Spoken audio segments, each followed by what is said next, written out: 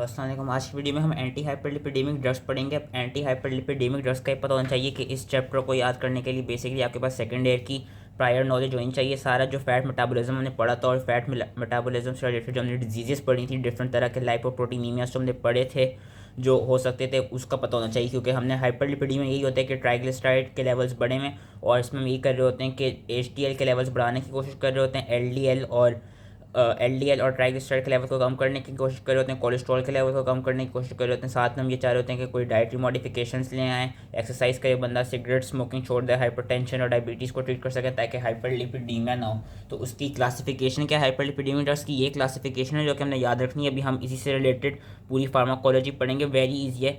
HMG CoA reductase inhibitor हमने पहले से पढ़े हुए, नाइसिन बस पढ़ने होंगे, fibrates, bile acid sequestrants, cholesterol absorption inhibitor, omega 3 fatty acid और PCSK9 इनहिबिटर्स, ये हम सारे पढ़ेंगे।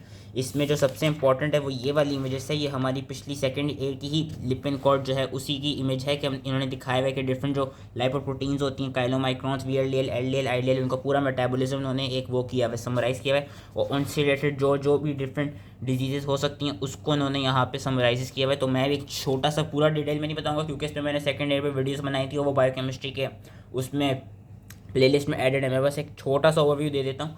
टाइप 1 फेमिलियल हाइपरकाइलोमाइक्रोनीमिया जिसे कहते हैं, इसकी कोई ड्रग से मॉडिफिकेशन होनी, ड्रग से कोई ट्रीटमेंट इसकी हो नहीं सकती, लेकिन इसमें होता है, इसमें काइलोमाइक्रॉन्स के लेवल बड़े होते हैं। यहाँ पे बेसिकली ऐड करता है लाइपोप्रोटीन लाइपेज में कोई डेफिशिएंसी आ गई होती है, या ApoC2 में कोई डेफिशिएंसी आ गई होती है। टाइप 2A जिसको फेमिलियल हाइपरकोलेस्ट्रोलीमिया कहते हैं, इसमें LDL के लेवल्स बढ़ जाते हैं। यहाँ पे ये ऐड करते हैं कि LDL के रिसेप्टर्स में कोई मसला आ जाता है, वो बन नहीं पाते, जिसमें LDL के लेवल्स बड़े होते हैं बॉडी में। इसकी ट्रीटमेंट कैसे होती है? इसकी ट्रीटमेंट याद रखनी, कोलेस्टायरामीन जो कि बाइल एसिड सिक्वेस्ट्रेंट है, जो कि हम अभी पढ़ेंगे, नाइसिन, स्टैटिन और PCSK9 इनहिबिटर्स होती है। Type 2B familial combined mix hyperlipidaemia जिसमें VLDL और IDL दोनों बड़े होते हैं। ये किस लिए होता है? क्योंकि इसमें ओवर प्रोडक्शन हो रही होती है VLDL की। इसकी ट्रीटमेंट क्या है? इसकी ट्रीटमेंट वही है जो कि टाइप 2A की थी। टाइप 3 क्या है? फेमिलियल डिस्पीटा हाइपरप्रोटीनीमिया, इसमें आइडियल इंटरमीडिएट डेंसिटी लाइपोप्रोटीन्स बड़ी हुई होती हैं, वो यहाँ पे ऐड कर रहे होते हैं। इनका क्या कहते हैं, सही से रिमूवल नहीं हो पा रहा होता। और इसकी ट्रीटमेंट कैसे होती है? इसकी ट्रीटमेंट के लिए हम नाइसिन और फाइब्रेट्स देते हैं और कभी कभार स्टैटिन दे सकते हैं। टाइप 4 और टाइप 5, टाइप 4 हाइपरट्राइग्लिसरीडीमिया जिसमें VLDL के लेवल्स अगेन बड़े होते हैं। यहाँ पे अगेन उनकी या तो ओवर प्रोडक्शन हो रही हो या इनकी ये कहते हैं सही से वो डिग्रेडेशन ना हो रही हो। इसकी भी ड्रग ट्रीटमेंट क्या है? ड्रग ट्रीटमेंट्स की यही है कि नाइसिन या आप फाइब्रेट्स दे दें। और टाइप 5 जो कि फेमिलियल हाइपरट्राइग्लिसरीडीमिया जिसमें काइलोमाइक्रॉन और VLDL दोनों बड़े होते हैं, ये यूजली कोई ऐसा होता है कि अगर किसी को डायबिटीज़ हो या कोई बंदा ओबीस हो तो उन पेशेंट में दिख जाती है। इसकी भी ट्रीटमेंट यही है कि नाइसिन, फाइब्रेट और स्टैटिन दे सकते हैं। तो याद रखना है कि इन तीन में नाइसिन और फाइब्रेट्स तो हैं, सिर्फ 3 और 5 में स्टैटिन भी दे सकते हैं। और टाइप 2 की ट्रीटमेंट वाली ये याद रखनी। अब ये ड्रग्स हैं क्या और ये करते क्या, आए उनका फंक्शन पढ़ते हैं। सबसे पहले most easy HMG CoA reductase inhibitor हमने पढ़ा था कि एक एंजाइम होता है HMG कोई रिडक्टेज जो कि मोस्ट इंपॉर्टेंट स्टेप के रेट लिमिटिंग स्टेप करा रहा होता है कोलेस्ट्रॉल की डिनोवो सिंथेसिस में, जिसका एक और नाम है 3-हाइड्रोक्सी-3-मिथाइल कोएंजाइम A रिडक्टेज। बेसिकली ये वाले इनहिबिटर्स को एक और नाम होता है स्टैटिन ड्रग्स, क्योंकि सारे इनका नाम स्टैटिन से एंड करता है। इसकी एग्जांपल्स क्या हैं? लोवास्टैटिन, सिम्वास्टैटिन, प्रावास्टैटिन, अटोरवास्टैटिन, फ्लूवास्टैटिन, पिटावास्टैटिन, रोसुवास्टैटिन। और ये करते क्या है? दे कॉम्पिटिटिवली इनहिबिट HMG को ए रिडक्टेज। अब इससे होता क्या है, क्योंकि हम सारा पढ़ चुके हैं कि यहाँ पे ऐड करते हैं HMG को रिडक्टेज को इनहिबिट किया। जब HMG को रिडक्टेज इनहिबिट हो गया तो कोलेस्ट्रॉल की डिनोवो सिंथेसिस नहीं होगी। जब कोलेस्ट्रॉल की डिनोवो सिंथेसिस नहीं होगी तो उससे क्या होगा कि low intercellular cholesterol level stimulate synthesis of LDL receptor, LDL receptor बढ़ जाएंगे। जब LDL रिसेप्टर बढ़ जाएंगे तो LDL का फंक्शन होता था वो कोलेस्ट्रॉल की ट्रांसपोर्ट कराती थी। अब LDL के लेवल्स बढ़ गए तो LDL के रिसेप्टर्स क्या करेंगे? LDL को इंटरनलाइज कर लेंगे। जब वो LDL को इंटरनलाइज कर लेंगे तो उसकी वजह से जो बाहर की इन्वायरमेंट में भी जो जितना कोलेस्ट्रॉल होगा LDL में प्रेजेंट वो भी सारा रिमूव हो जाएगा। ये इंटरनलाइज होकर डिग्रेड हो जाएंगे जिसकी वजह से कोलेस्ट्रॉल जो है वो लो हो जाएगा। And there will be decrease secretion of VLDL as well. तो ये एक तरह से कोलेस्ट्रॉल के लेवल्स को कम कर रही हैं, इसलिए हम स्टैटिन ड्रग्स देते हैं। और इसके थेराप्यूटिक यूज़ हमने पीछे पढ़ लिया था। बाकी एथेरोस्क्लेरोसिस से रिलेटेड कार्डियोवास्कुलर डिजीज इवेंट्स को भी ट्रीट करने के लिए दिया जाता है। एडवर्स इफेक्ट्स इसके क्या हैं कि ये लिवर एंजाइम्स को एलिवेट कर सकते हैं। ये बहुत रेयर होता है, लेकिन ये मायोपैथीज और रैप्डोमायोलिसिस करा सकते हैं। रैप्डोमायोलिसिस क्या होती है? It is basically disintegration of skeletal muscles. और इसमें ये देखा गया कि क्योंकि ये बाकी ड्रग के मेटाबॉलिज्म के साथ भी इंटरेक्ट कर रहे होते हैं, इफेक्ट प्रोड्यूस कर रहे होते हैं, वो CYP453A4 एंजाइम के साथ रिएक्ट कर रहे होते हैं। तो they can increase the effect of warfarin and they are contraindicated in pregnancy, lactation and active liver disease. अब हम दूसरे ड्रग पे आते हैं विच इज़ नायसिन। नायसिन में एक एग्जांपल है नायसिन की। नायसिन क्या करता है, नायसिन बेसिकली इस स्टेप में ऐड करता है, it can reduce LDL by 10 to 20% and it can also increase HDL, जो कि हमारे लिए काफ़ी इफेक्टिव चीज़ें, और ट्राइग्लिसराइड को भी 20 से 35% ये डिक्रीज़ कर सकता है। इसकी वो याद रख लीजिएगा 1.5 से 3 ग्राम पर डे है इसकी डोसेज, और it can be used with in combination with statins. Mechanism of action क्या है, मैकेनिज्म ऑफ एक्शन बेसिकली ये है कि ये लाइपोलिसिस को इनहिबिट कर देता है जो एडिपोज टिश्यू में हो रही होती है। अब उससे क्या होगा, उससे फैटी एसिड नहीं बनेंगे, और हमें पता है कि लिवर क्या करते हैं, लिवर फैटी एसिड्स को यूज़ करके ट्राइग्लिसराइड बनाते हैं, जिससे वो फिर VLDL बनाते हैं।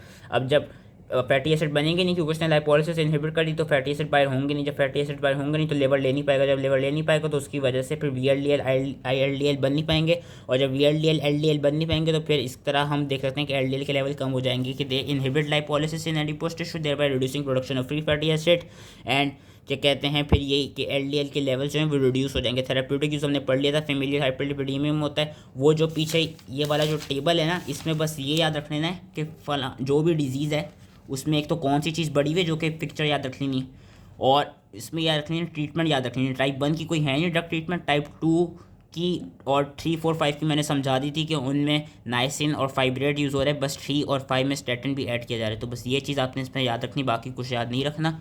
और एडवर्स इफेक्ट्स इसके क्या है, नाइसिन के एडवर्स इफेक्ट्स ये देखा जाता है कि there is intense cutaneous flush which is accompanied by uncomfortable feeling of warmth and pruritus, nausea and abdominal pain भी हो सकता है। It also inhibits tubular secretion of uric acid which can lead to hyperuricemia and gout, impaired glucose tolerance और hepatotoxicity भी देखी गई है, तो it should be avoided in acute hepatic disease और in patient with active peptic ulcer, sorry acute नहीं, active hepatic disease और in patient with active peptic ulcers। अब हम आते हैं फाइब्रेट्स पे। फाइब्रेट्स में दो एग्जांपल हैं, फेनोफाइब्रेट एंड गैमफिब्रोजिल। ये बेसिकली क्या करती हैं, ये ट्राइग्लिसराइड्स को कम करती हैं और ये भी अगेन एस्टर को बढ़ाती हैं। ये कैसे बढ़ाती हैं, बेसिकली हमारी बॉडी में जो एक ट्रांसक्रिप्शन वो होते हैं, transcription activators, transcriptional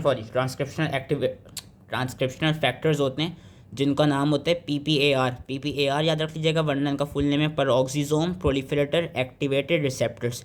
peroxisome proliferator activated receptor basically lipid के मेटाबॉलिज्म को रेगुलेट करते हैं, और ये ट्रांसक्रिप्शनल फैक्टर्स हैं। ये करते क्या है कि ये जब भी कोई इन पे फाइब्रेट आके लग जाए तो ये करते क्या, ये एक उस पे उसका जो रिस्पॉन्स एलिमेंट होता है पेरोक्सिसोम प्रोलिफरेटर रिस्पॉन्स एलिमेंट, वहाँ पे जाके बाइंड करते हैं। वहाँ पे बाइंड करने के बाद ये ट्राइग्लिसराइड्स को कम कराते हैं और HDL को बढ़ाते हैं। वो कैसे कराते हैं, क्योंकि ये ट्रांसक्रिप्शनल फैक्टर है, तो ये करते क्या है, ये लाइपोप्रोटीन लाइपेज का, इस फिगर को देख लीजिएगा, लाइपोप्रोटीन लाइपेज का एक्सप्रेशन बढ़ा देते हैं, ApoC2 का एक्सप्रेशन कम कर देते हैं, और साथ में HDL बढ़ाते हैं। HDL में हमने पढ़ा था सेकंड ईयर में ApoA1 और ApoA2 होती है, तो ApoA1 और ApoA2 का एक्सप्रेशन इंक्रीज़ कर देते हैं, और इसकी वजह से जो ट्राइग्लिसराइड्स है वो लेवल कम हो जाते हैं और जो HDL है उनके लेवल्स बढ़ जाते हैं। एडवर्स इफेक्ट्स इनकी क्या देखी गई, ये माइल्ड GI डिस्टर्बेंसेस देखी गई। ये देखा गया कि ये वाले जो ड्रग्स हैं ये बेसिकली कोलेस्ट्रॉल की थ्रू बाइल ट्रैक्ट ज़्यादा एक्सक्रीशन कराते हैं, so it can predispose excess, क्योंकि एक्सेस कोलेस्ट्रॉल बाइल एसिड से निकल रहा है, so it can also predispose के उस गॉल स्टोन्स हो जाए। मायोसाइटिस होता है, मायोपैथी, रेब्डोमायोलिसिस भी देखी गई है। और जो फाइब्रेट्स हैं इनका स्टैटिन के साथ कॉम्बिनेशन अवॉइड क्या कहते हैं किया जाना चाहिए। और बाकी they can also increase the effect of warfarin and should not be use in patient with severe hepatic और रीनल डिसफंक्शन और in patients with pre existing gall bladder disease और बिलियरी सिरोसिस। फिर हम आते हैं बाइल एसिड सीक्वेस्ट्रेंट्स में, जिनमें 3 है, इनमें से मैंने 2 तो याद रखी है क्योंकि 2 मुझसे ज़्यादा आसानी से याद हो रहे थे, कोलेस्टायरामीन और कोलेस्टिपोल। कोलेसेविलैम भी एक होता है।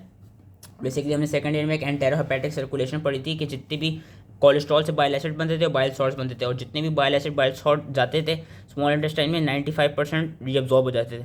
अब ये बाइल एसिड सीक्वेस्ट्रेंट्स क्या करते हैं कि ये जो कोलेस्टायरामीन और कोलेस्टिपोल है ये बेसिकली होगा क्या, ये बाइल एसिड्स के साथ जाके बाइंड कर देंगे, बाइल सॉल्ट्स के साथ जाके बाइंड करके इनसॉल्युबल कॉम्प्लेक्सेस बना पाएंगे, जिसकी वजह से ये जो बाइल एसिड और बाइल सॉल्ट्स हैं ये फिर वापस लिवर में आ नहीं पाएंगे। जब ये वापस लिवर में आ नहीं पाएंगे तो ये जो इनसॉल्युबल कॉम्प्लेक्स होगा इन बाइल एसिड सीक्वेस्ट्रेंट्स और बाइल एसिड बाइल सॉल्ट्स का, वो फिर फीसेस के थ्रू रिमूव हो जाएगा, जिससे बाइल एसिड्स डिक्रीज हो जाएंगे। बाइल एसिड डिक्रीज होगा इसका मतलब कोलेस्ट्रॉल क्या करेगा, कोलेस्ट्रॉल फिर फर्दर मोर बाइल एसिड बनाएगा। जब कोलेस्ट्रॉल मोर बाइल एसिड बनाएगा तो उसकी वजह से हो क्या होगा कि फर्दर उसकी वो होगी बाइल एसिड्स की कमी हो रही होगी और जिससे कोलेस्ट्रॉल लेवल कम हो जाएगा। और जब कोलेस्ट्रॉल लेवल लिवर में कम होने लगेगा तो फिर लिवर क्या करेगा, लिवर जो एलडीएल रिसेप्टर का एक्सप्रेशन बढ़ा देगा। जब एलडीएल रिसेप्टर्स का एक्सप्रेशन बढ़ जाएगा तो एलडीएल भी इंटरनलाइज हो जाएंगे, और जब एलडीएल इंटरनलाइज हो जाएंगे तो उससे फर्दर कोलेस्ट्रॉल डिक्रीज हो जाएगा। थेरेप्यूटिक यूज़ क्या हमने देखा था उस फिगर में कि टाइप 2 है, टाइप 2B हाइपरलिपिडीमिया को ट्रीट करने के लिए दिए जाते हैं। उसके अलावा देखा गया कि जो कॉलसेविलम है वो टाइप 2 डायबिटीज़ को भी ट्रीट कर लेता है क्योंकि उसके पास ग्लूकोज लोवरिंग इफेक्ट है। एडवर्स इफेक्ट्स इसके क्या है, जीआई डिस्टर्बेंसेस देखी गई है, जिस तरह constipation, nausea, flatulence. They can also impair the absorption of fat soluble vitamins. They can also impair absorption of many drugs like digoxin, warfarin. Warfarin तो ऑलमोस्ट हर जगह पे ही होती है। And they may rise triglyceride levels and are contraindicated in patients with significant hypertriglyceridemia, especially those who have triglycerides greater than 400 milligrams per deciliter. फिर हम आते हैं cholesterol absorption inhibitor में, जिसमें एक ही ड्रग है एजेटिमीब। एजेटिमीब क्या है कि ये basically it inhibits absorption of dietary and biliary cholesterol in small intestine. और ये इस तरह करता है कि ये एलडीएल के लेवल्स को लो करता है, और ये एक स्टेटिन के साथ कॉम्बिनेशन में दिया जा सकता है। लेकिन इसका एक जो साइड इफेक्ट देखा गया है कि ये सीवियर हेपेटिक इनसफिशिएंसी करा सकता है। फिर हमारे पास आते हैं PCSK9 इनहिबिटर्स। अब PCSK9 एक एंजाइम है, तो अगर इसका नाम याद होगा तो अच्छी बात है। प्रो प्रोटीन कन्वर्टेज सबटिजिलिन कैक्सिन, ये है PCSK टाइप 9 एंजाइम। ये करता क्या है, यूजली लिवर प्रोड्यूस करते हैं, और इसका काम ये कि चीज़ याद रखनी है, ये LDL के रिसेप्टर्स को डिग्रेड करता है जो कि हेपेटोसाइट्स पे होते हैं, हेपेटोसाइट्स की सरफेस पे होते हैं। LDL को नहीं, LDL के रिसेप्टर्स को ये डिग्रेड करे। अब जब LDL के रिसेप्टर डिग्रेड हो जाएंगे तो उसका मतलब है LDL अपने रिसेप्टर पे बाइंड नहीं करेगा और इंटरनलाइज होकर एंडोसाइटोज नहीं होगा। और जब LDL इंटरनलाइज होकर एंडोसाइटोज नहीं होगा, इसका ये मतलब है कि LDL आपकी बॉडी में बड़ा रहेगा, तो ये एक बुरी बात थी। तो इसलिए हम PCSK9 इनहिबिटर देते हैं, और वो जो इनहिबिटर हैं वो बेसिकली मोनोक्लोनल एंटीबॉडीज़ हैं। अब वो मोनोक्लोनल एंटीबॉडीज़ हैं तो उनके नाम के एंड में मैप लगा हुआ है। ये दो एंटीबॉडीज़ हैं, मैंने ये वाला नाम याद रखा हुआ है, और ये वाला नाम मैंने याद कैसे रखा हुआ है कि लेट्स सपोज आपको कोई एक फ्रेंड है अली, और आप उसको रोकने की कोशिश करें तो आप बोलेंगे अली रुको, अली रुको, और मोनोक्लोनल एंटीबॉडी है तो एंड में मैप लगा दिया, तो इस ड्रग का नाम है अली रुको मैप, अली रुको मैप। ये जो दूसरा वाला ड्रग है इसका नाम मुझसे याद नहीं हो रहा था, अगर याद हो जाता तो अच्छी बात है। इसका नाम है इवोलोकुमैब। अली रुकोमैब और इवोलोकुमैब ये बेसिकली PCSK9 इनहिबिटर्स हैं। ये करते हैं PCSK9 जो एंजाइम है उसको इनहिबिट करते हैं। जब उसको इनहिबिट कर देते हैं तो फिर LDL रिसेप्टर्स की डिग्रेडेशन नहीं हो पाती, और जब LDL रिसेप्टर डिग्रेड नहीं होंगे तो ज़्यादा से ज़्यादा LDL आके बाइंड करेगा, इंटरनलाइज होगा और एंडोसाइटोज हो जाएगा।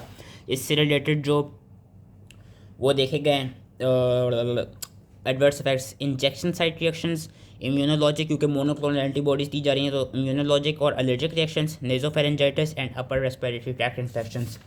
एंड लास्टली जो हमने पिछले साल पढ़े थे omega 3 fatty acids. Omega 3 fatty acids जिनको हम पॉली अनसेचुरेटेड फैटी एसिड कहते हैं, जो कि एसेंशियल फैटी एसिड्स होते हैं, जो कि दो होते हैं, इकोजा पेंटाइनोइक एसिड और डोकोसा हेक्साइनोइक एसिड।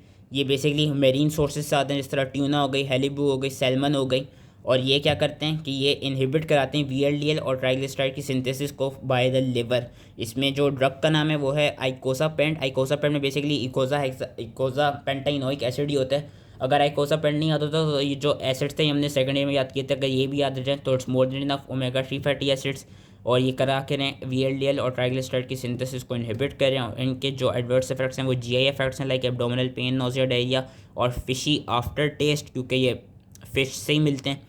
ब्लीडिंग रिस्क प्रोड्यूस हो सकता है उन पेशेंट में जो एंटीकोगुलेंट्स और एंटी प्लेटलेट एजेंट्स ले रहे हों। So that was it. I hope ये ईजिली समझ में आ गया हो, एंड थैंक यू।